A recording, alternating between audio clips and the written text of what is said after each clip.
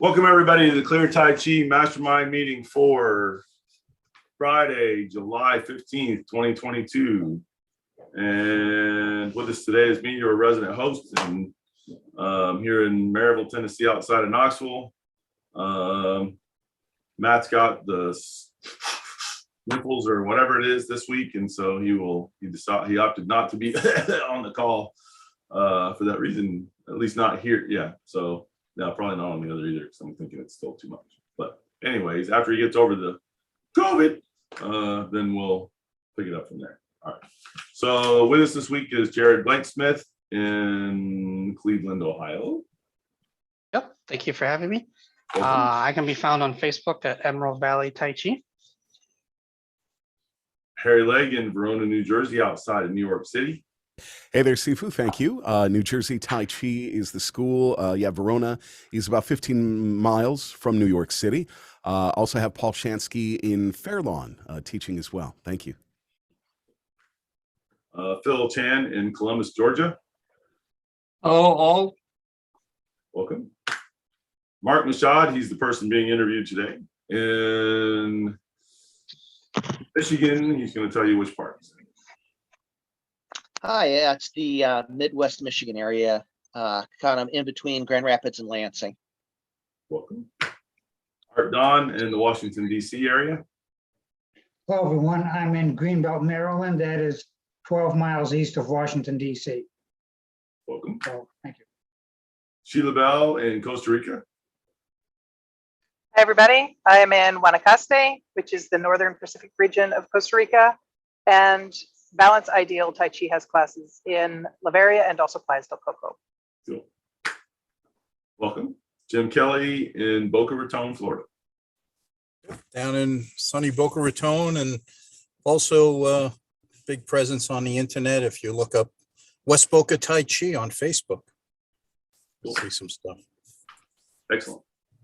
All right, so for a word from our sponsor, the Clear Tai Chi Level 1 DVDs and our online program, which can be found at clearmartialarts.com.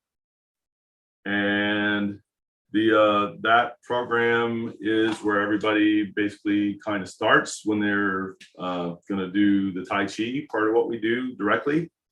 And avail yourself of that material and take a look at it.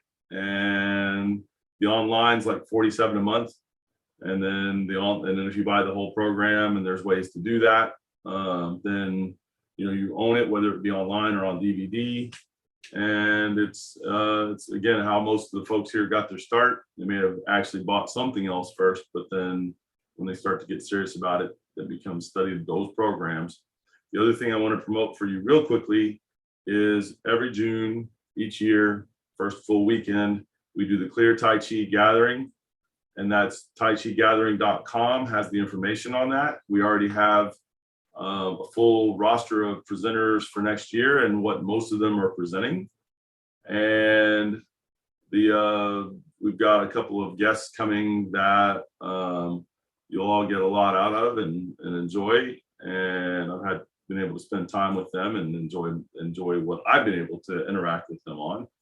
And so it's already looking to be an exciting event that is in June of 2023 from when we're reporting right now that I'm talking about. So taichigathering.com and check it out. And it's the place to be in 2023. All right. So our interview person today for our podcast here is Mark Mashad. And I've got, what is your name and your school name? Mark, you'll want to be off mute for the call, I think. Yeah. That'd probably make it easier, wouldn't it? So I have to sign it. Yeah. It's my name is Mark Mashad. The name of my school is Able Tai Chi. And you are located in Midwest Michigan, you say? Sorry. Yeah, my actual home is in Lake Odessa, Michigan. It's a village about halfway between Grand Rapids and Lansing. Okay. Cool. Tell us your school situation, including satellite classes and all of that. And obviously, you had to shut down for COVID in Michigan. You know, there were a number of places that were very serious about that. In fact, most of the country at one point or another. But COVID shutdowns had happened and affected your classes that were ongoing at that point a bit. How are things going now? So, yeah, the COVID shutdowns are pretty bad here. And there's still some ambiguity, I think, about what the actual requirements are a little bit here. Mhm. When I look at other schools' websites, I've been doing some research into what other people are doing. There's quite a variation. Some of them are up to and including having people wear N95 masks. Wow. So it's like a mandatory, and some of them don't do anything. It's quite inconsistent. And but anyways, so what I've been doing is I've been using this time to improve my own skills, and then also I have 2 assistant instructors. I've been working on training them up so that they will be able to assist me. I'm going to be starting up advertising for classes now, actually, and a lot of it will probably be to begin with. I'll probably do like a direct marketing where I'll start talking to old students from past schools I had. Yeah. And use that to build up a base because it's people I'm familiar with, and that way I can build a solid base. Beginnings are very important. It's important to proceed carefully. One mistake when you're first starting out can affect the whole future of your school. So, Cool. Okay. How many years have you been studying Tai Chi? all total, it's been about 7 years. I did 2 years in college, which was a million years ago. That was back in 89, 90, 91, right in there. Mhm. And then I did 2 years of Yang Tai Chi.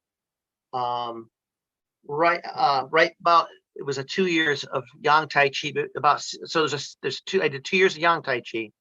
Then there's a 6-month gap, and I started taking classes from you, and I've been doing that for 3 years. So it's a total of 7 years. I got you.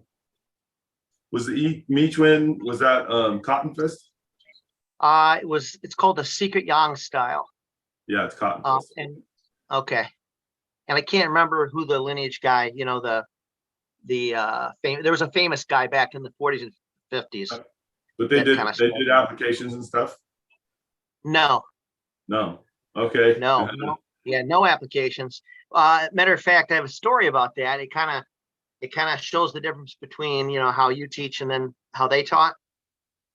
That everyone would line up for class, and then they would just start doing the long form, and you'd get 2 steps in and then get lost, and then you'd have to wait 20 minutes till they got to the end, Oof. and then you'd be holding those 2 moves and you'd try to add a 3rd move. Okay. And so, how many times can you go through the long form in a class? Twice, 3 times? Yeah. Most. So the learning curve was real long and Well, it arduous. explains why it's a secret style. Nobody Yeah, knows. that's right. Absolutely. Yeah, there was a lot of what I would call like so Tai Chi is like a science. It follows rules and it's reproducible. Okay. What they were doing was more like they never really practiced any applications. It was more like they treated it like a religion, sort of, where you just kind of all of a sudden will get magical powers at some point. You'll be able to do fantastical things. Yeah. And I did other martial arts at the same time, and I was doing judo. And I was talking to one of the guys that was leading the class, and he was talking about how he had a stance that was immovable, that the judo would be useless against it. I'm like, cool, can I try? I was just curious, So he got into a bow stance, and I hit a hip throw on him, but I didn't throw him. I just got it, popped him up on my hip. Up off the floor. Yeah, and he was like, put me down, put me down, put me down, put me down. Like he was petrified because he had no actual fighting experience. Yeah. And so that's probably the best example right there of everything was kind of like that, where they just kind of thought they would have magical powers, and there was like a worship element in there for teachers and stuff. So. Yeah. Yep. I understand.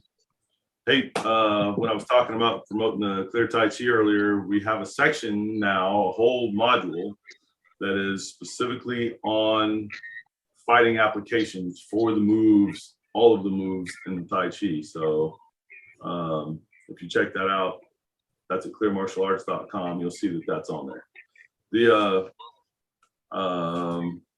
Yeah, I once had a 10th degree, like a 9th or 10th degree black belt. He was like the head of the system. This is at a karate event, a large karate event. And he was like the top guy.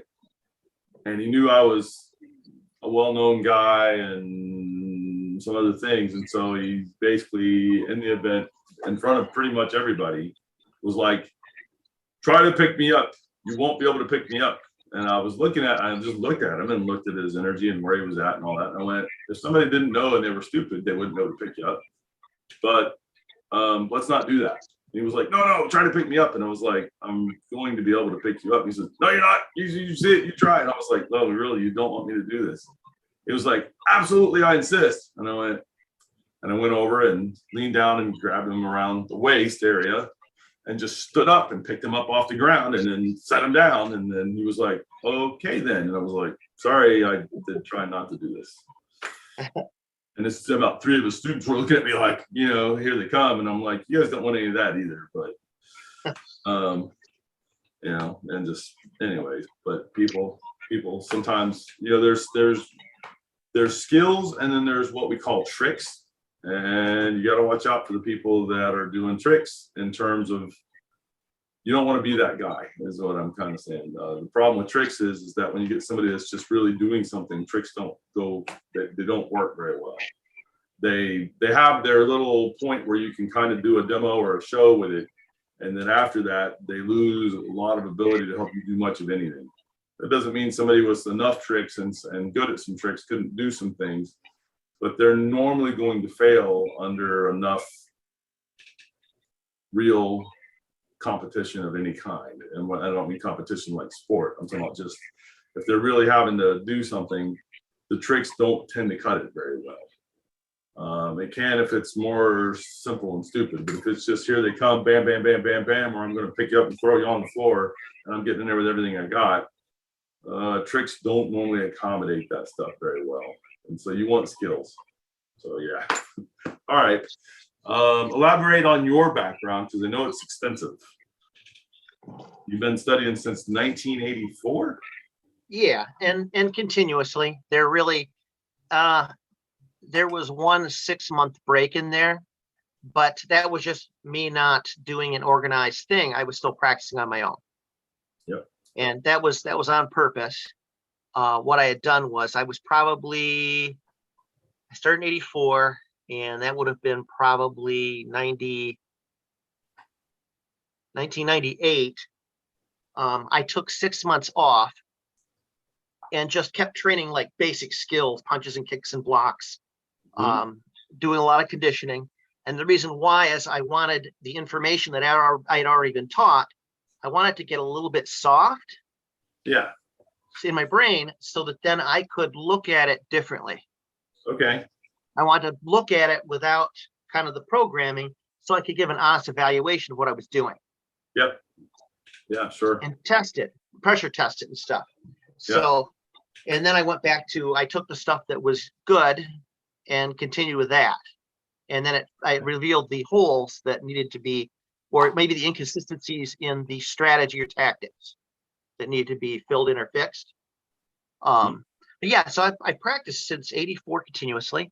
And it's all elements like grappling, percussion, striking, weaponry, like that. And then and multiple things. So what's that? A lot of grappling and judo and that kind of stuff. Yeah. And I really enjoyed that a lot. It's fun. There's a fun element to that. And I'd probably still be doing it if my neck wasn't messed up. If I didn't have some health issues, I'd probably still be doing it, Yeah. In a self-defense perspective on it though, if you look at the history of judo and jujitsu, these things, And even if you look at like medieval fight books from Europe, Yeah, the grappling is very similar. How they throw and hold and lock arms and strangle. And Yeah. what you realize if you go through that stuff and you really think about it, is you realize that grappling really is for armored combat. There's Okay. things that you can do it, you can get away with it. There's mistakes that are being made because it's made for people who are armored. Okay. So when you do the jujitsu, if you do it just like it's taught now, you are vulnerable to getting injured very badly, because then they pluck your eyes out, or they attack your groin, or you're vulnerable all over, really, because you're Yeah. not wearing armor. Yeah. And so when you track the history backwards, if you don't factor that in, if you fight somebody who really is dangerous, you're in trouble. Okay. You're vulnerable all over. So anyway, so I put a lot of time into all these elements, kind of trying to find the way. Do you know what I mean? The thing. And I've done Kempo. Most of my actual training experience was in Kempo, Tang Sudo, as far as the stand-up striking stuff. Mm-hmm. And then I've got a smattering of training in other things like long fist kung fu, Xingyi and Bagua. I have like a little bit of couple years of each of those. The way it was taught, though, it was so complicated. It would be years before you could actually use that to fight. Mm-hmm. A lot of forms work, not a lot of application work. So Mm-hmm. let me see. Sports. What I did for a while is I focused on sports martial arts, because I could see that they were having an advantage over more of the traditional, or what do you Other call it? Like martial arts traditional. that don't compete. Yeah. Yes, that's it. Yeah. So the competitive element added a thing where you could pressure test safely to figure out, what works and what doesn't, and get the timing and reflexes and strategy, how to cross the distance to, pull off your move, how to do combinations or set up attacks. But I realized that was a trap, because when you do sports, you can only attack places that are not dangerous. So for example, you're not allowed to punch people in the throat. Yeah. Yeah. Oftentimes you're not allowed to kick them in the groin. So Yep. at some point you have to let go of the sports, because you're going to train a weakness, in a sense. Yeah. Do you know what I mean? Yeah. You're going to So- train something that in a real street situation, you're not thinking about the things that the real nasty street person is going to be thinking about. And Yeah. leave yourself vulnerable because you're not geared that way. Yeah, no, I get it. So yeah, that kind of is an overview. That was kind of Cool. it. Yeah. Okay. You did some gold. You also did some Golden Gloves boxing and some Aikido and Hapkido. Yeah. Yep. And also a little bit of Filipino, actually more Filipino than Aikido and the other, but I did like the modern arnis, Mm-hmm. and I did that for a couple of years. Okay. And with some of the ones like the boxing, Yeah. and the Aikido, like that. What I was doing was I was kind of in a searching mode, and I was evaluating things. And so the Aikido, like, to give you an example, when I was doing the Aikido class, I noticed that they never dealt with kicks. Ooh. And so I asked the teacher, what are you going to do? Because I was taking Taekwondo at the same time. Yeah, sure. And it was old Taekwondo, where it's super scary. Yeah, the Rock Marine version. Yeah. Yeah. And so I knew what that could look like, how bad that could be. So I was like, well, what do you do if someone throws a kick? And he said, well, I would evade until they threw a punch. And I go, okay.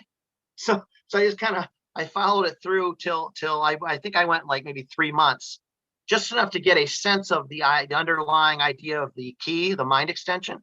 Sure. And super learned like three techniques. And then I left it behind because they weren't involved in half the battle right out of the gates because it was all defensive. Yeah. So they're not involved in half the battle. And then of the other half they're involved in, they're not involved in 3 or 4 components of the defense. So the real thing was getting that mind extension idea. Yeah. And then applying it to everything else. With the Golden Gloves boxing, that I enjoyed, by the way. If I hadn't already done other things, I might have done that for quite a while. But what I got out of that was I got the difference in how they train. So a lot of times the martial arts, people will train, once or twice a week for an hour, right? And then they think they're good to go to defend themselves. Boxers and wrestlers, 2 hours a day, 5 days a week, and it's go, go, go, go, go, rest for 30 seconds, go, go, go, go, rest for 30 seconds. And so the gym I went to, it was where the Mayweathers came out of, like Floyd Mayweather and his dad and all those. Sure. And so it's kind of in the inner city, okay? And so I'm watching, and these guys are hitting this bag. They're hitting the bags like maniacs for 3 minutes straight. And then when the bell to rest kicks on, they're not breathing hard and they're sitting staring at the bag. Okay. And what it is that, and in that time frame, boxing was their way out. If they could get a contract as a pro boxer, there's a mentality to that. That was the biggest thing out of that was the mentality. And then also there's a couple errors that martial artists are making with their hand skills. And what it is when they throw a punch, they'll, like, if you look from the front here, a lot of martial artists will throw the punch and they let the hand float down as they return it back, and they leave that gap open. And a good boxer follows you in, and you will eat punches left and right. And so you have to keep that gate kind of clogged out and in, keep it so they can't follow you in. So those 2 things were invaluable, really, those ideas. Yeah. Cool. I was teaching on boxing skills applied to Tai Chi last night, actually. So, yep. Okay, so then you've got a note here about seminars of note. Yeah. So, So elaborate on what this is about a little bit. okay. So I'll go over the kickboxing one with Joe Louis first. Okay. Joe Louis was the first world kickboxing champion. Yeah. He was also a karate guy back in that Chuck Norris era in the 60s, the 70s, when they were rough and tumble with the karate fighting. Oh yeah, he was a big dude and powerful as all get out. Yeah. So, I met him. So that's why I met him and hung out with him a couple times. So yeah. Yeah. So what was interesting to me is his kickboxing system really was Jeet Kune Do without all the trimmings. Yeah. So he focused heavily on the 5 ways of attack: the simple attack, the attack by combination, the attack by drawing, which that to me, just that when the attack by drawing was important. And the idea is you're not thinking defense. You're thinking attacking by drawing, like the welcoming posture, where I'm getting them. They think they're attacking me. They made a choice. I've given them the choice. Yeah. Yeah. Yeah. And so that kind of really that trimmed down those 5 attacks, those 5 ways, as an excellent model that I apply to everything, to scrutinize a new system or to apply it to how I apply a system. It's just kind of like a base thing to work from. And it was really quite invaluable that those couple of seminars I did with him. I got more out of that because it's something you can apply to anything than some of the other styles I did in the past. For me, I went for a year or something. Yeah. and you're just kind of Well, learning a you already technique. came- my guess is you already had a bunch of it. When some, for some of those styles, you didn't have really any basis of understanding. When you went Yeah. to the workshop, you already had a bunch of styles and stuff, so you already had a bunch of moves, kicks and punches and grabs and throws, and Yeah. then you were able to pick up what he was teaching a lot better because you already had a bunch of information and knowledge. with Yeah. that. Yeah. Now, and there were other seminars I did. I did several seminars. These are the ones that kind of jumped out that I could remember that where something valuable came to me. The shoot fighting seminar with Bart Vale was very interesting. He's a monster. He's a huge guy. Oh yeah. Uh, Bigger Just than Joe Louis. Joe Louis is a big dude. way bigger. Way bigger. It's like a But not like- Godzilla movie. You know what Okay. I mean? It's like a monster movie, where they're climbing the building and fighting each other. It would be like that's Yeah. what it looks like. He's so big, right? And at the time he was very powerful. I'll He had bet. just come out of UFC. And what was interesting is he was teaching the shoot fighting. The grappling for shoot fighting came from a guy named Farmer Burns, who he was a catch wrestler from the 30s and 40s. Yeah. And so he got paid to go to Japan, I think, and teach them catch wrestling. And that's how the shoot wrestling uses that. And the Okay. catch wrestling, there's a little difference in how they do the holds and and like these, they have strangles and arm locks and all that stuff, but it's done just a little bit differently because there's no jacket. And like the angle is maybe a little different. The way they torque, there's a little Yeah. bit difference in that. And then also too, at the time, he didn't call it this, but the concept, like in judo and jujitsu, in wrestling, you'll go chest to chest and you'll use your body weight to keep the person down and control them when you're on top. He was the one that introduced me the idea of like the heavy body, where you Yeah. can go heavy and he basically could just crush all the air out of someone just by relaxing, going heavy. He could Yeah. you couldn't breathe, it just crush you down. And it took me a couple of years to get that idea, but I could do it on the ground, use just that to get people to give up without doing a move. Yep. But it took a couple of years. Cool. Yeah. And then there was the workshop with you. And I don't know how much time we have. I'll just go over a couple things here. I actually have when I have interesting stuff, I write it down. This is the little notebook where I wrote it down in the car after I went to the workshop with you. And that was September 22nd and 23rd in 2018. You were doing a like a sampler, kind of intro workshop on push hands. Okay. Okay, in Ann Arbor. And so I'm just gonna go over a couple of these things because this is And that was something I've 4 been. years ago. What's that? That was 4 years ago. So you've been Oh, involved right. in I was now for thinking. 4 years. Yeah. 22. So so here's what I wrote down. Okay. During the seminar, Sifu Clear demonstrated the following feats. Number one, he made his arm grow in length at least 2 inches by lengthening, stretching tendons, creating more space in joints, and do it through whole body. Yeah. Number two, could move any part of his That was body opening on and the closing the inside. joint. What's that? That was opening and closing the joints, which in the beginning is only a health practice for a long time. Eventually, you can use it martially as well, but it's a health practice at first, right? And that's probably how I showed it was for health. Yeah. Okay, go ahead. Could move any part of his body on the inside without moving the outside. It felt like snakes moving under the skin.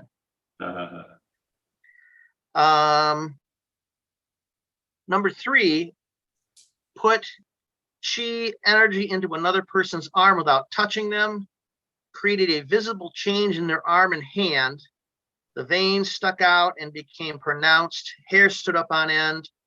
Skin on the palm became mottled, white and red spots. hmm And I could go on and on. There's like about 12 things that you did during the thing, which was kind of what I was looking for. I had been, I was on kind of a mission. I had started at my house I decided I was in a moment of time where I was going to see if any of the stories about Tai Chi were real, basically, to see if it was real or if it was imaginary.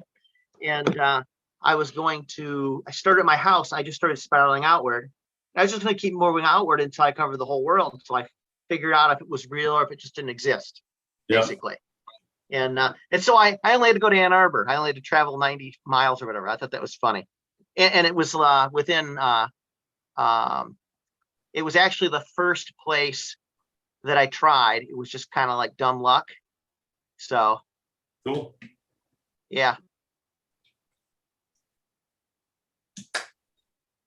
Well, and you had the 2 other Tai Chi trainings before, so you had some idea about it too, as opposed to like, okay, in other words, it wasn't quite as undefined in your mind. Not that it was entirely defined by a shot, but that it wasn't like brand new either.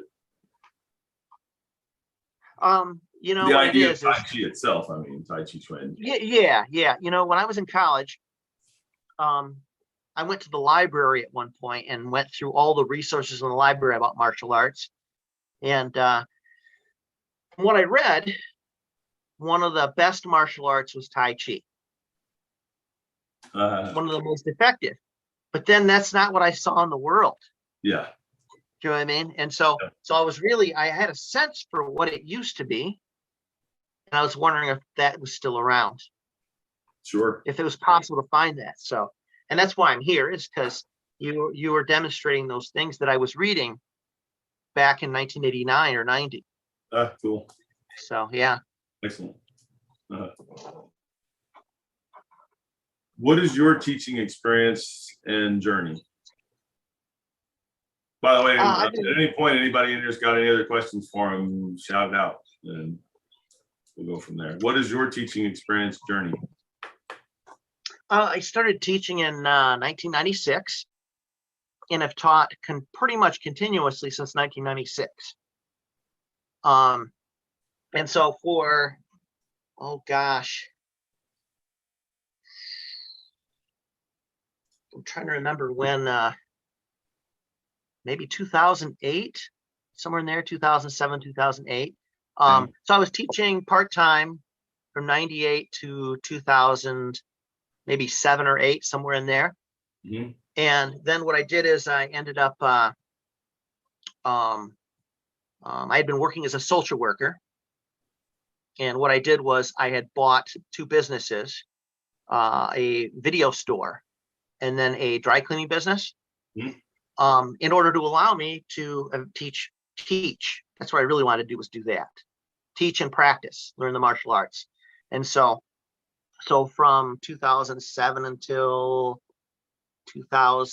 early 2018, I was teaching like a lot and training a lot. So Okay. like I would teach maybe, let's see, I would teach maybe 4 or 5 hours a day, and then I would practice or train in some sort of way 4 or 5 hours a day. And so I did that for like 2007 to 2000, or like probably 2017. I started scaling back because I was having some health issues, but Okay. the, We'll be talking about the health issues in a little bit, because I know there's some specific things there to that. So now it says Yeah. you had how many you had a good number of full contact fights as well. yeah, you know, I was never a big sportsman. Just that wasn't my interest, to be, you know, going out and getting trophies and things like that. Well, just wasn't my thing. It was more of a learning Sure. thing. Like I'd go somewhere to test something. And Mhm. so for a long time I was doing all that was really available was because, you know, this is back in a million years ago. The only thing that was really available around in Michigan was more the like the point fighting, Mhm. tournament karate point fighting. Okay. And so I did some of that through the school, one of the schools I was going to. In the 1990s. Yeah, Okay. yeah. Mhm. And so there, I'll give you a story that will kind of explain why I stopped doing it, and I didn't want my students doing it. I qualified to go to like a national karate championships, And so I went to the championships, and they have you line up, they tell you go, and then you're trying to make a controlled blow. And then the judges, people who will throw flags, and they'll stop you, they'll score it. If you can get majority flags, you get a point. Okay. Okay. And you have you'll have 4 corner judges and a center judge. So you need 3 out of 5 to get your point. What I did was I copied the move from Enter the Dragon, Oh my. Bruce Lee, okay, where he goes back fist, they block with the front hand, you trap, and then I go bop bop bop bop, and it made an audible pop, right? Yep. Like where you heard it like a slap on the thing, right? Right. On his helmet, right? So the guy goes back to his side, and I go back to my side. We're standing there because he knows he got hit. I know I hit him. The people in the audience heard it, right? And we're standing there and waiting and waiting and waiting, and nothing happens. And so we're looking at each other. We start looking at the judges, and they're just looking at us. And the judge goes, "Nobody called anything. You guys need to be going." And I'm like, "What?" So we put our hands up. Both were like kind of confused, me and the other guy, right? So we put our hands up, right?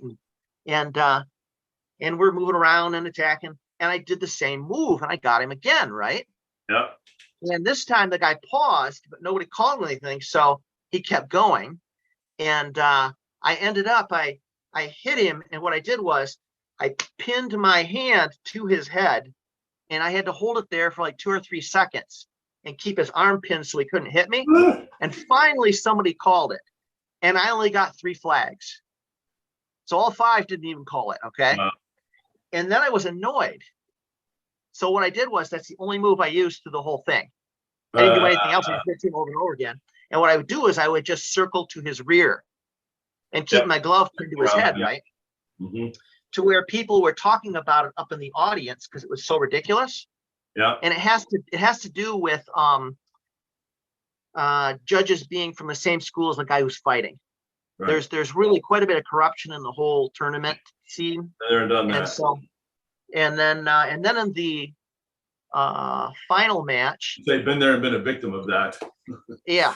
Then in the final match, the guy kicked me full power in the groin, just out of the box, bang it, kicked me in the groin, which wasn't a zone for that particular. Yeah, it wasn't Tournament? people in that tournament. Yeah. Yeah. And so then I got 2 minutes to recover, but full power kick to the groin, even through a cup, you're weak, like it weakens you, right? Yeah. That's what I'm thinking. And somebody showed me film, and he had done it on purpose. He was grinning as he was sitting waiting because he did it on purpose. Yeah. I saw a video of it, right? And he beat me. I couldn't catch up at that point. And but the point was the rules are inconsistent. They're actually unsafe. Like I've seen tournaments. Almost every tournament I was at, there was an instance where someone got knocked out and didn't wake up, and they had to call an ambulance Oh, because the other guy got frustrated because the points were getting called, and go, "Okay, I'm going to show you that I got him." yeah. And it was every other tournament I was seeing something like that, and that's Been that one of just those was too. not safe. Yeah. So I've I known stopped doing those. several students where this was continuous fighting, even though it was more of a kickboxing kind of a thing. And I had 2 students in there, and they went out and were just tearing through them. And one of the guys that was not our guy saw this and decided he would fight that way, but hadn't trained to fight that way. And him and the other guy ended up just going hog wild. And one of them like spun around blind, wow, clocked the other one in the head, took him off his feet. And that's what you're talking about. The guy was out cold. Yeah. But it was just, they didn't know what they were doing. Yeah. And so I got out of those. I couldn't stand them. They were dangerous and weren't, it wasn't working. So wasn't doing what I needed it to do. So then a few years go by, and I have kind of like a midlife crisis.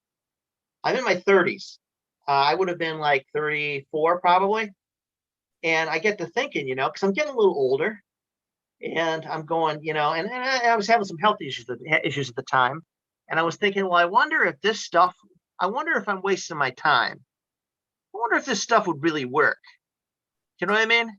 Yeah. And so what I did is I got on the internet and just started looking for the worst mayhem, dangerous crap I could find, Yep. and then just signing up for it. Okay. And so one of the things I did is I signed up for do you know what Lay Thai is? Yeah, it's where it's the platform and there it's a Yeah. boxing with throws, but at full speed and power and stuff. Yeah. Yeah. And so Good you on can that. you can't fight on the ground, but you can do everything else pretty much. All the Yep. standing, and then you're on a platform. So that if you get knocked off the platform, you're probably getting hurt. You know? So high danger level. So I signed up for that. Okay. And so the first time I went, I have to tell the story because it's so funny. I wonder if I have a picture somewhere. So am I correct between the Lay Thai and the Swai Jiao fights that you did about 35 full contact fights? Let me see. Did I write it down? I had to go look them up because I haven't written down. So that would be the Swai Jiao, the Lay Thai, and then also that would include there was a Filipino full contact where you could, punch, Yeah, the kick, Dog elbow, Brothers. knee, Dog fight Brothers. on the Right? ground, and then you can use sticks, right? Dog Brothers. And so, right? yeah, so I did, it wasn't Dog Brothers, but it was like that. It was Okay. down in Austin, Texas. And so between those things over a 3 or 4 year period, there's about 35 of those Okay. bouts. Yeah. And so the first time I went to the Lay Thai, I have to tell you a story because it was funny. It was the look on their faces. So, you had to get a physical. Okay. So I get the physical and I get down there to check in for the event. And I really don't know what's going on. I just know it's full contact. You know what I mean? It's on the platform. And so you get there and you turn in your form, and then you have to have they have a nurse there who's checking your vitals. So if there's anything at all, like if your blood pressure's a little high, your pulse is too high, and you can't get it down, you're out. They screen you out right there, right? And so I'm sweating a little because I got some kind of like heart breathing issues, kind of a little bit. So, and I see young guys going up there because I was one of the oldest ones doing it. Okay. Most of them are in their 20s. 24 to 28 seems to be the premium fighting age for that. Sure. And so I'm watching, I see young guys getting kicked out because they're so scared about what's going down. They can't get settled down. And so I'm like, oh crap. So I started like closing my eyes and thinking about like Michigan Beach, waves rushing and seagulls overhead. And I go up there and she measures me, and I was the best I've ever been. I was 120 over 80 and 60 beats a minute. And so I go to the table. So then you have to sign a waiver, and then they have you get on a camera and they film you reading it, saying that if you die, your family can't sue. Okay. And so I'm like, wow, I'm thinking this is kind of overkill here, and you kind of question in the back of your head, like, have I made a mistake here, And then I just counted it. So I go to the table and they're getting my stuff, right? My paperwork. And they say, well, what team are you with? I said, team? No. And they look at me like, well, who are you with? I said, it's just me. And they go, do you have a coach? I said, no. And they're like, you got to have a coach. I said, what for? And they said, you got to have somebody to throw in the towel if you're getting killed. And I looked at them, and I looked at my daughter, and she was 6 at the time. So she was about 3 feet tall. And, I said, she's my corner man. She's got a good arm. And she's standing there. She's grinning from ear to ear, and she's got a stuffed animal. And they look at me, and they look at my daughter, and he goes, oh my God. He said, I got to find somebody that will adopt you. Like he was horrified. Yeah. And so we went and found a team that would let me kind of just go under their banner. Yeah. So, but I had to tell the story because it's just so kind of funny. The camera getting death waiver, And then my daughter's gonna throw the towel for me at 6 years old. Yeah. They didn't Now know what this- to say. It's so Is this funny. one of the ones you won or not so much? That was, I did really well, actually. I got all the way to the final match. Mhm. And in the final match, I was having trouble breathing. I couldn't catch my breath. And I went through the first round and I realized that I was like, Fast. I'm getting like the spots in my Oh, eyes, yeah. And so I gave up because I didn't Yeah. want to. I was getting to a point where maybe I would get hurt, if I can't Yeah. defend myself. So, Right. so Yeah. I got silver medal with that one Okay. for that. And that's like Friday, Saturday. And then on Sunday, they have the Swai Jiao championships where I got to do a bunch of grappling, like the throwing. Mhm. And I don't remember, I got second, I think, that year for that one. Mhm. And then the following year, I got gold medal for the Swai Jiao, I think. So Okay. I pretty much I medaled every time I went. I was gonna say you got like 4-time national medalist in Swai Jiao and then 3 times in Lei Tai. And then one of them you were the national Swai Jiao champion. Yeah. Yeah. Yep. Cool. And then another one that was interesting, just because it's like a grand adventure. You have your your moment of like a quest adventure thing. Yeah. And by the way, you never feel more alive than when you're up there and you get injured bad. Everything's brighter. So I ended up calling. There was I found a tournament. It was some kind of local championship where they'd had qualifiers over part of the nation. I don't think it was the whole nation, but it was part of the nation. Mhm. And it was for Filipino full contact martial arts with the grappling and all that, and then the Yeah. punching and kicking, and then the stick, right? And so I called the guy who was running it to see, if how I could enter. And he's like, "Oh, well, we had qualifiers and all this, you had to qualify." And I go, "Oh, really?" I said, "Well, that's a bummer." And he said, "Well, have you done anything else?" And when I said, I talked about the Lei Tai, I just done it. When I talked about the Lei Tai, Yeah. he's like, "You know what?" He said, "We'll put you up. You can come out. Don't worry about qualifying." And that got me into the other tournament. Okay. Just having done that, he knew what it was. Yeah. And that was super cool because you're fighting fight after fight after fight. Everybody fights everyone. There's Yes. no, like no pyramid. Everybody fights everyone, And it was in an outdoor bar up on a stage. And there were people watching. It would have reminded you of something out of a movie, like the Norseman or something, right? And when you did something cool, they'd be like, "Oh," and like beer glasses would come up, So it was very fun, I wish I had done it when I was younger, But Yeah. Yeah. And you got here that you have an extensive library, yeah, and I've got as well. yeah, that really makes a huge difference. The like the Warrior Scholar. Yep. When someone writes a book, it might have taken them a lifetime. You're getting like their lifetime possibly of knowledge by reading and studying it and maybe applying it. And so it kind of is like a shortcut. It's like you could get the knowledge of several hundred lives, really. Yeah. And then of course You might not put be, all the- obviously you're not getting everything they got, but you could be getting insights into what their longer journey is yeah, brought through that are ones that they felt were important enough to put in the book to Yeah. preserve posterity. Yeah. uh-huh. Yep.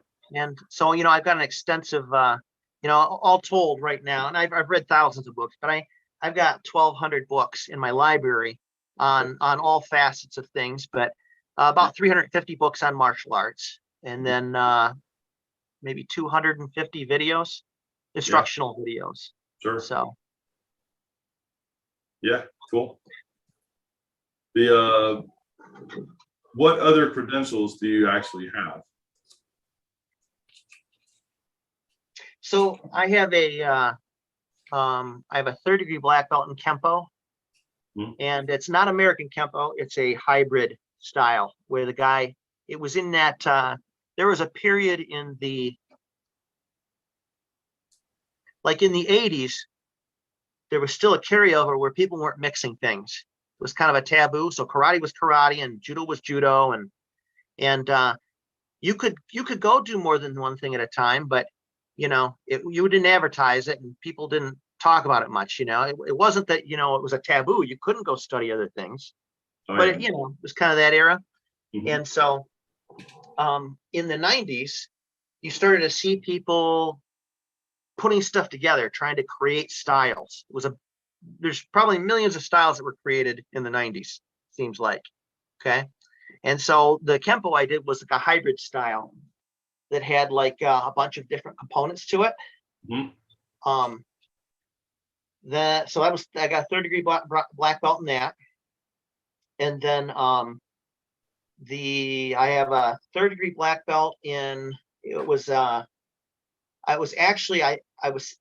going to get certified with a different organization with this Kempo, just get a different what do you call it? I was just moving to another organization kind of thing. Yeah. All right. Mhm. When I got there, they didn't test me on my Kempo. They tested me on, it was really Tang Soo Do material. Okay. And so I have a third degree in Tang Soo Do. Just one of those weird things, you know, Yeah. but I actually passed the test. I knew the material at the time. Yeah, sure. But I wasn't expecting it either. I was expecting the other thing, but and then I have a first degree black belt in jiu-jitsu. It's a self-defense style jiu-jitsu. Mhm. But what I did was I combined that with the judo and jiu-jitsu and wrestling experience to kind of create a more of a balanced thing with it. So Yeah. and then of course I've got the level 1 base Tai Chi basic skills instructor and the level 1 push hands Tai Chi instructor with you. And then I think I'm level 5 Fa Gong practitioner. Okay.